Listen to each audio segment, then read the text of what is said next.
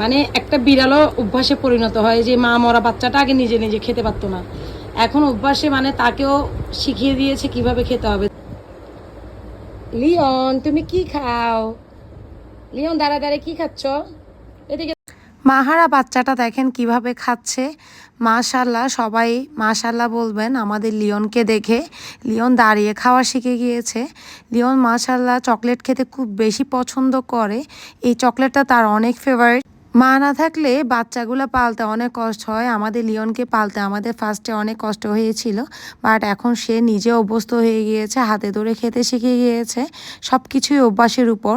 আসলে অভ্যাসে এমন জিনিস, মাহারা বাচ্চাটাকেও এই যে দাঁড়িয়ে খাওয়া শিখিয়ে দিয়েছে অ্যান্ড দু হাত ধরে কীভাবে খেতে হবে সেটা সে এখন বুঝতে পারে অ্যান্ড হচ্ছে আসলে এটা অভ্যস্ত হয়ে গিয়েছে এক কথায়। এটা হচ্ছে আমাদের টুনটুনি, যে কিনা একটু হচ্ছে চঞ্চল, তবে একটু ভয়ও থাকে। এই দুইজন হচ্ছে ভাই বোন, একটা লিওন একটা টুনটুনি। দুজনকে দেখে সবাই মাশাআল্লাহ বলবেন। ওরা আবার দুধ খেতে অনেক পছন্দ করে, রসমালাই যে দুধটা ওইটা ওদের অনেক পছন্দের। তো যারা লিওন আর টুনটুনিকে দেখতে যাবেন সবাই রসমালাই নিয়ে আসবেন।